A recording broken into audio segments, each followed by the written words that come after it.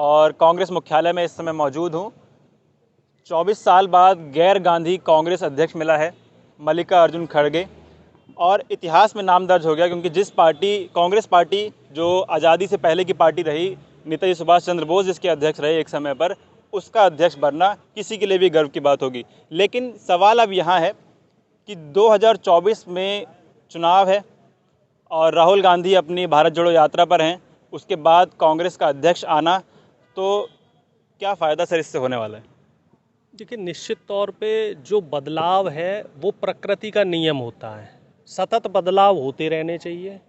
और जिस तरीके से चाहे आप मान लीजिए जनता का या कांग्रेस पार्टी में जो वर्कर्स थे, जो कार्यकर्ता था, वो भी चाहता था कि एक अध्यक्ष हो, और अध्यक्ष एक बहुत बड़े ऐसे तबके का हो जिस तबके को देश की जनता ने हमेशा अनदेखा किया है। अपने आप में बहुत बड़ी बात है, जहां भारतीय जनता पार्टी और तमाम दल जो पूरे भारत को साथ लेने की बात करते हैं और दलित, शोषित, वंचित वर्ग की अवहेलना करते हैं, तो वहां कांग्रेस पार्टी ने एक दलित चेहरे को और ऐसे तजुर्बेकार व्यक्ति को अध्यक्ष चुना है जो छात्र राजनीति से आगे आया, 8 बार विधायक रहे, सांसद रहे 8-9 मर्तबा, मंत्री भी रहे, और इस समय नेता प्रतिपक्ष है राज्यसभा में। इनका लंबा अच्छा खासा तजुर्बा है। कई बार हालांकि मेरे साथ बीजेपी के जो साथी हैं वो तंज कस देते हैं कि एक अच्छे 80 साल के व्यक्ति को आपने अध्यक्ष बनाया है और वो क्या करेंगे। तो मैं ऐसे लोगों को बोलना चाह रहा हूं कि जिन लोगों के यहाँ बुजुर्गों की कद्र नहीं होती है, क्योंकि बीजेपी में आप देखो 70-72 के बाद कोई भी लीडर होता है तो उसको एकदम से क्या कहते हैं कि वो कहते हैं ना, वो दूध में से मक्खी की तरह फेंक दिया जाता है, चाहे वो आपके आडवाणी साहब हो, चाहे मुरली मनोहर जोशी जी हो। तो ये उनका कल्चर है, उनके यहाँ बुजुर्गों का सम्मान नहीं होता है। जबकि हमारे पार्टी का हमेशा से एक जो है संदेश रहा है आम जनता के लिए, और एक मान लीजिए कि एक संस्कार रहा है कि हम हमेशा बुजुर्गों का सम्मान करते हैं। जैसे एक घर में माता पिता की और जो बुजुर्ग होता है उसकी सलाह ली जाती है और उसके आज्ञा का पालन किया जाता है, तो उसी तरीके से हमें पूरी उम्मीद है कि एक तजुर्बेकार व्यक्ति और एक ऐसे परिवेश से आया व्यक्ति, जिसने छात्र राजनीति से और साधारण परिवेश से आए व्यक्ति जब कांग्रेस के अध्यक्ष बनेंगे, तो निश्चित तौर से जो दलित, शोषित, वंचित समाज है, जिसकी संख्या इस समय देश में 70% के आसपास है, तकरीबन 70-75%, तो जनता के अंदर एक अच्छा संदेश जा रहा है। और आज जो तमाम मीडिया चैनल जो दिखा रहे हैं और जो जनता के रुझान आ रहे हैं, तो उससे आप साफ तौर पे समझ लीजिए कि एक पॉजिटिव, जो कहते हैं ना, एक सकारात्मक ऊर्जा, वो अब पार्टी को मिल रही है। आप दलित चेहरे की बात करें तो उसी दलित वोट बैंक को ध्यान में रखते हुए ये कदम लिया गया है? नहीं, वोट बैंक नहीं। देखिए, वोट बैंक की राजनीति कांग्रेस पार्टी, हमारी पार्टी नहीं करती है। वोट बैंक की राजनीति हमेशा भारतीय जनता पार्टी करती है। बीजेपी ने प्रेसिडेंट बनाए दलित, लेकिन उनको पावर क्या दी सबको पता है। मोदी जी उनको बिल्कुल साइड कर देते थे और फोटो में आप अपने फ्रेम में पहले रहते थे। इस समय एक आदिवासी जो महिला है उनको इन्होंने राष्ट्रपति बना रखा है, लेकिन उनके हाथ में कितनी पावर दे रखी है। सिर्फ जो बीजेपी का जो चरित्र है वो इस तरह का है कि ये लोग वोट बैंक को साधने के लिए कि कहाँ पे दलित हमसे पिछड़ रहा है या उखड़ रहा है। पिछली बार दलित वोट इनसे नाराज हो रहा था, दलित प्रधानमंत्री राष्ट्रपति बना दिया। इस बार इनको चूंकि आगे जो चुनाव होने उसमें आदिवासी वोट जो है वो बहुत मायने डालेगा। चाहे आप गुजरात का चुनाव देख लो, हिमाचल का चुनाव देख लो, अब छत्तीसगढ़ का चुनाव होगा, फिर झारखंड का चुनाव होगा, मध्य प्रदेश का चुनाव होगा, तो तमाम जगह पे आदिवासी जनता है, तो उनको मद्देनजर रख के इन्होंने एक चेहरा दिया है। अब देखने वाली बात यह है, अब जो आप कांग्रेस के परिप्रेक्ष्य में कह रहे हैं, तो यहाँ हमने उनको फुल टाइम, और ये गांधी परिवार ने और जो सीनियर लीडर्स ने सबने बोल दिया है कि अब जो बड़े निर्णय होंगे, जो 1 महीने से काफ़ी डिसीजंस थे जो लेने थे सोनिया मैडम को, तो उन्होंने बोल दिया था स्पष्ट रूप से कि जो नया अध्यक्ष आएगा वो ही बड़े निर्णय लेगा। तो निश्चित तौर पे साफ संकेत है, और अपने आप में एक कांग्रेस पार्टी का अध्यक्ष बनना ही अपने आप में गौरव की बात है कि जहाँ पे नेताजी सुभाष चंद्र बोस जैसे लोग, सरदार पटेल जैसे लोग कांग्रेस पार्टी के अध्यक्ष रहे हैं, और बाबू जगजीवन राम के बाद दूसरे अध्यक्ष ऐसे रहे हैं जो एक दलित चेहरा बनाया गया, तो अपने आप में बड़ी बात है। और दूसरी बात यह है कि ऐसे लोग आक्षेप लगा रहे हैं जिनके यहाँ एक जाति विशेष के लोग संघ प्रमुख रहते हैं। आप आरएसएस को देख लीजिए, आरएसएस में सिर्फ जो नागपुर के जो चित्पावन और जो कोंकणी ब्राह्मण हैं, सिर्फ वही आज संघ प्रमुख बन सकते हैं। वो लोग कांग्रेस के ऊपर टीका टिप्पणी कर रहे हैं कि साहब ये दलित वोट बैंक साधने के लिए कर रहे हैं, तो आप भी आरएसएस का प्रमुख किसी दलित को या तो मिलेगा OBC ही को ना, बना दीजिए जी। फायदा तो उसका मिलेगा ही, लेकिन नहीं, फायदा मिलना चाहिए निश्चित तौर पे। देखिए, जो मान लो दलित अध्यक्ष बन गया है तो दलितों को एक देखिए एक सॉफ्ट कॉर्नर हो जाता है कि भाई अब हमारा अध्यक्ष है तो वो आता है, जनता वो मिलता है। उत्तर प्रदेश में भी एक दलित चेहरा लाए हैं, तो उसके पीछे वजह यही है कि कांग्रेस का जो कोर वोटर था वो दलित माना जाता था। जो दलित और पिछड़े लोग, जो जातियां थी, वो कांग्रेस का कोर वोटर माना जाता था। कई लोग खड़गे साहब क्या बता रहे हैं कि दलितों के अंदर इसका वो आएगा, प्रभाव पड़ेगा। कई लोग खड़गे साहब का कोई नेगेटिव पॉइंट भी बता रहे हैं कि उतनी लोकप्रियता नहीं है, जन नेता नहीं है, क्या फ़ायदा होगा इस चीज़ से? आप एक चीज़ देख लीजिए, कोई व्यक्ति अगर 8 बार 9 बार MLA रहा हो, 8 बार सांसद रहा हो, फिर आप कैसे कह सकते हैं कि उनकी लोकप्रियता नहीं है? अगर वो लोकप्रिय नहीं है तो विधायक, सांसद, मंत्री बनते। हाँ, नड्डा साहब के बारे में मैं ज़रूर कह सकता हूँ कि जब तक नड्डा साहब अध्यक्ष नहीं बने थे तब तक नड्डा साहब को कोई नहीं जानता था कि JP नड्डा कौन है। और दूसरी बार वो अध्यक्ष बन गए, किसी को कानों कान खबर नहीं हुई। ये वही उन्हीं लोगों से आप सवाल कीजिए कि JP नड्डा कैसे वो अध्यक्ष बन गए बीजेपी के, और कैसे वो दोबारा अध्यक्ष बन गए। क्या उनकी काबिलियत रही? क्या वहाँ पे कोई चुनावी प्रक्रिया हुई? क्या कार्यकर्ताओं से पूछा गया? कांग्रेस पार्टी ही इकलौती पार्टी है जहाँ अध्यक्ष पद के लिए भी चुनाव होता है।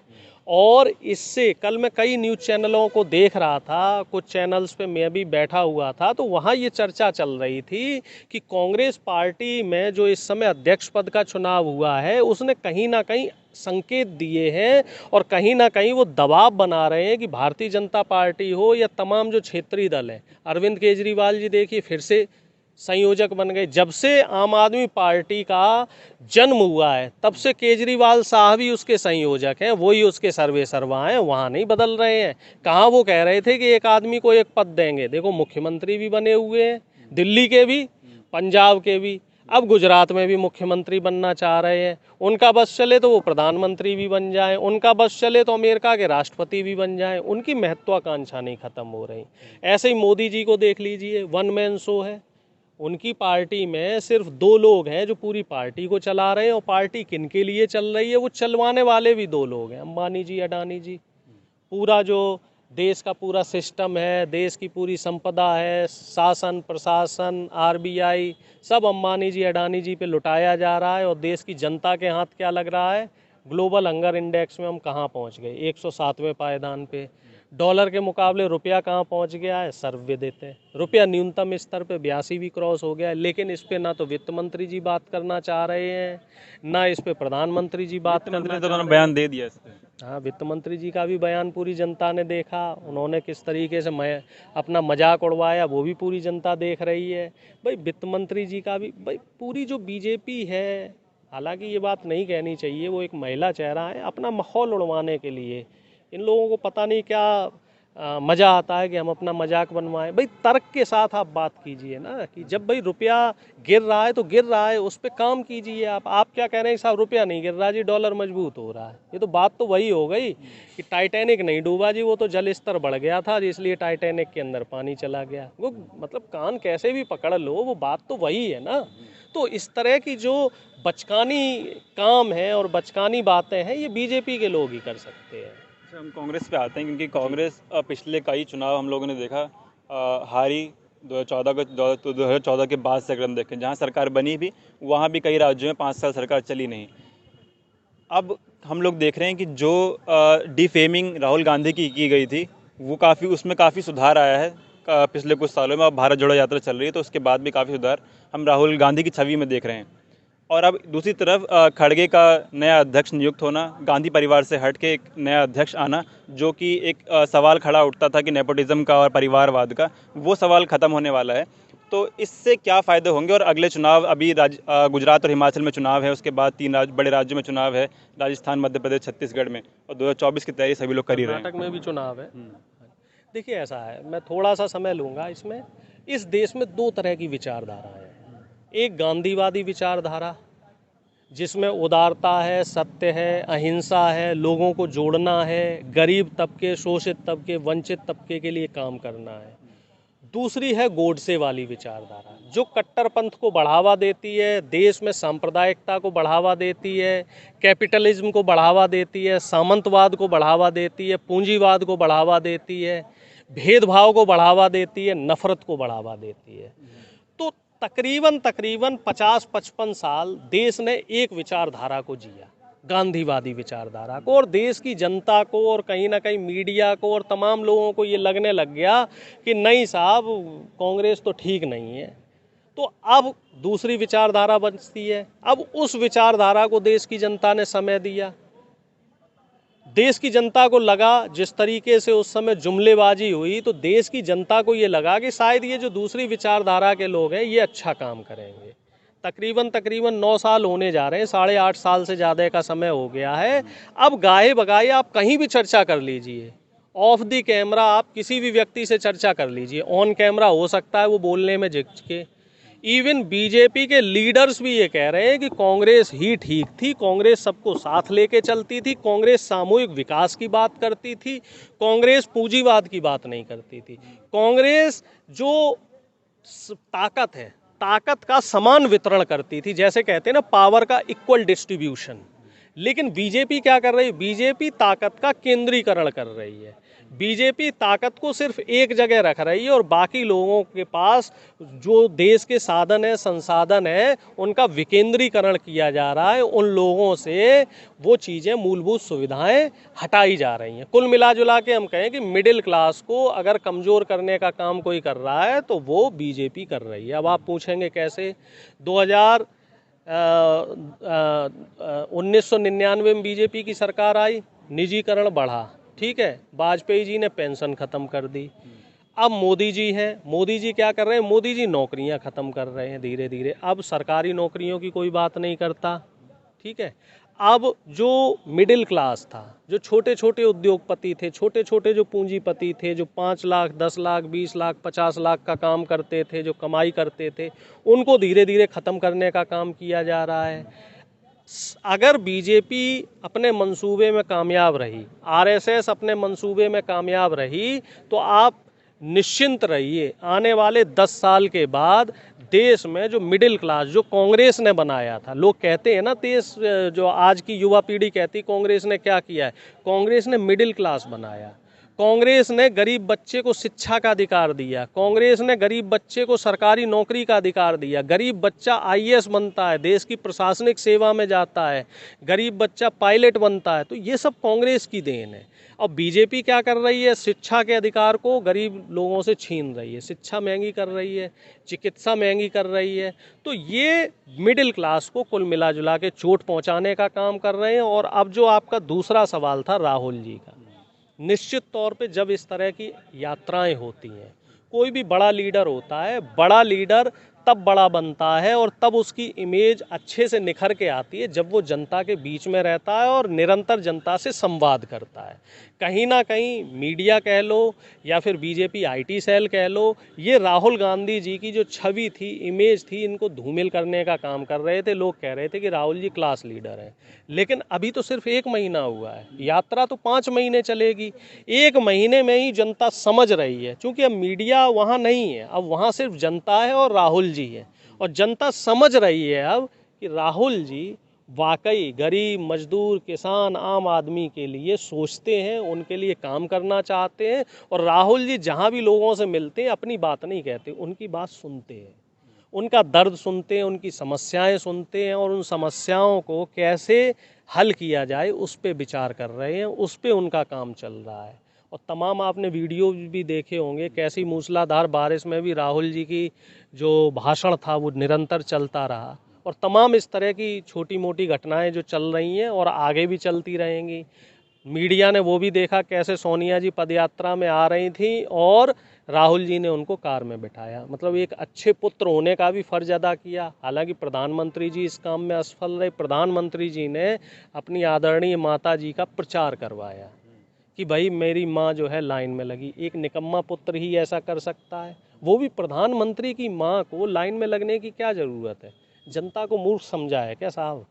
जनता चीज़ों को समझती है। बस ये था कि आपका पद था, आपके पद की गरिमा की वजह से जनता कुछ नहीं बोल रही थी। अब आप उस पद की गरिमा को खो चुके हैं, अब जनता मुखर होके बोलती है। 2014 से 19 के बीच में थोड़ा बहुत जनता में शर्म था, कुछ झिझक थी, अब वो झिझक मोदी जी ने खो ली है। किसान आंदोलन में आपने देख ही लिया मोदी जी कैसे पूरी देश के किसानों से माफ़ी मांग चुके हैं। अब चुनाव आने दीजिए, 2024 से पहले मोदी जी के कई बार विधवा विलाप आपको देखने को मिलेंगे, और कई जगह कई मंचों पे ये देखना, कहीं दलित भाइयों से माफ़ी मांगेंगे, कहीं मजदूरों से माफ़ी मांगेंगे, कहीं महिलाओं से माफ़ी मांगेंगे, लेकिन इनकी ड्रामेबाजियाँ अब नहीं चलेंगी। एक आखिरी सवाल है कि सवाल उठना शुरू हो चुके हैं कि खड़गे जब नॉमिनेशन देने आए अपना नाम के लिए, उसी समय तय हो गया था कि इन्हीं को अध्यक्ष बनना है। क्या वही जो आरोप पूर्व प्रधानमंत्री डॉक्टर मनमोहन सिंह पे लगते आए हैं कि सोनिया जी की कठपुतली थे और उन्हीं के इशारों पे सारा काम मनमोहन सिंह जी ने किया, वही आरोप अब इन पे भी लगना शुरू हो रहे हैं कि गांधी परिवार के इशारों पे ही ये भी काम करेंगे? देखो साहब, एक गाना याद आ रहा है, कुछ तो लोग कहेंगे, लोगों का काम है कहना। पहले बीजेपी आईटी सेल के लोग ये कहते थे जी गांधी गांधी गांधी, सोनिया गांधी बन गई, अब राहुल गांधी को बना दिया। अब साहब जब गांधी परिवार ने साफ मना कर दिया कि मैं अध्यक्ष, हम लोगों की कोई दिलचस्पी नहीं है अध्यक्ष पद में, अब नॉन गांधी अध्यक्ष बनेगा। 3-4 नाम आए, जिसमें से बाकी लोगों ने नाम या तो वापस ले लिए या नामांकन रद्द कर लिया। दिग्विजय जी का भी नाम था, दिग्विजय जी ने वापस ले लिया, गहलोत साहब ने भी वापस ले लिया, एक त्रिपाठी जी थे उनका नामांकन रद्द हो गया था। 2 प्रत्याशी बचे थे, एक तो शशि थरूर साहब थे, दूसरे खड़गे साहब थे।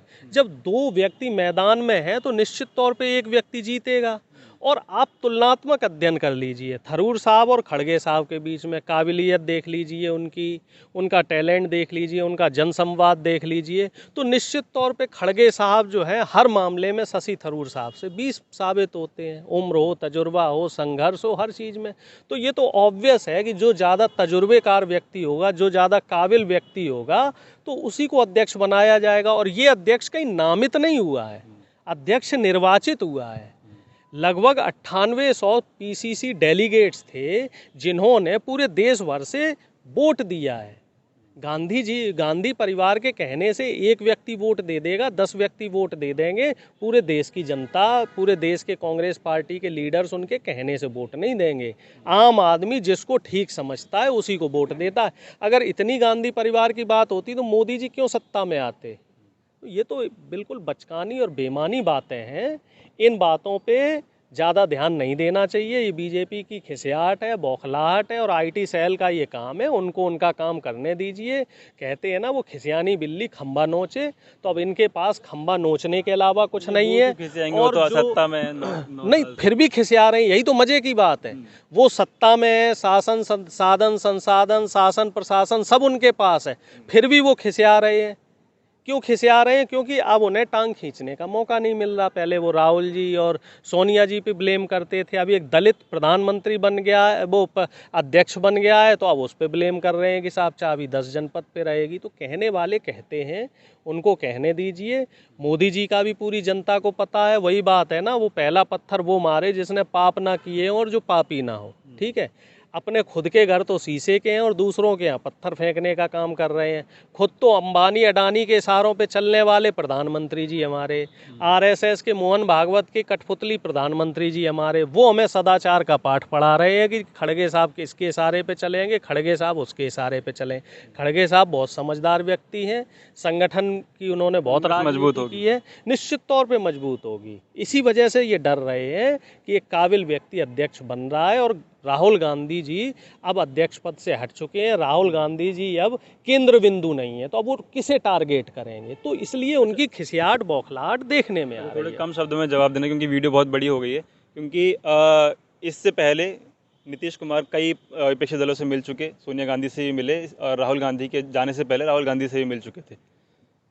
क्या 24 की तैयारियों में अब सबको साथ में लाने की कोशिश होगी कांग्रेस की? क्योंकि समान विचारधारा के जितने दल हैं, जो देश की जनता के लिए चाहते हैं कि सांप्रदायिकता, कैपिटलिज्म, मनुवाद, इन चीज़ों को राजनीति से उखाड़ फेंका जाए, सिर्फ देश की जनता के लिए पूरी शिद्दत से काम किया जाए। तो ऐसे दलों को हम साथ में लेके चुनाव लड़ेंगे। निश्चित तौर पे हमारे सामने जो पार्टी है, ये लोग राजनीति के न्यूनतम स्तर पे हैं, ये लोग सत्ता के लिए किसी भी हद तक गिर सकते हैं। तो हमें भी जो क्षेत्रीय दल हैं, तो ऐसे क्षेत्रीय दलों के साथ हम गठबंधन करेंगे और चुनाव के लिए जो रणनीति है वो CWC के लोग और जो आला अधिकारी हैं वो लोग इस पे रणनीति बनाएंगे। लेकिन मेरे हिसाब से जो समान विचारधारा के लोग हैं, जो कट्टरपंथ को बढ़ावा नहीं देते हैं, तो उनके साथ कांग्रेस पार्टी निश्चित तौर पे उनके साथ काम करेगी और सांप्रदायिक ताकतों को और जो देश को तोड़ने वाली ताकतें हैं, खासतौर से बीजेपी जैसी पार्टी,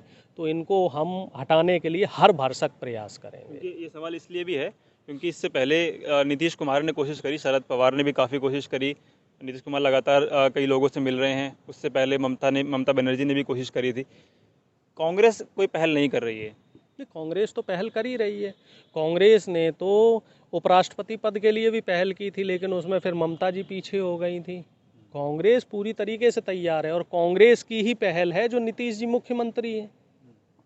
नीतीश जी ने सोनिया जी को फ़ोन किया था, सोनिया जी ने बोला कि भाई आप राहुल जी से बात कर लीजिए, राहुल जी और तेजस्वी जी की बात हुई और नीतीश जी मुख्यमंत्री बन गए। कांग्रेस हमेशा सपोर्ट करती है, कांग्रेस ने हमेशा क्षेत्रीय दलों को साथ लिया है, क्षेत्रीय दलों को हमेशा सपोर्ट किया है समय आने पे, लेकिन क्षेत्रीय दलों को कभी कमज़ोर करने का काम नहीं किया है। शिवसेना इसका उदाहरण है। शिवसेना को बीजेपी ने ख़त्म किया है, जबकि शिवसेना को कांग्रेस ने सपोर्ट किया, जबकि विचारधाराएं अलग हैं। फिर भी सपोर्ट किया, इसलिए सपोर्ट किया कि क्षेत्रीय दल मजबूत रहे। क्षेत्रीय दलों का मजबूत होना देश के लोकतंत्र के लिए, आम जनता के लिए और संविधान के लिए बहुत ज़रूरी है।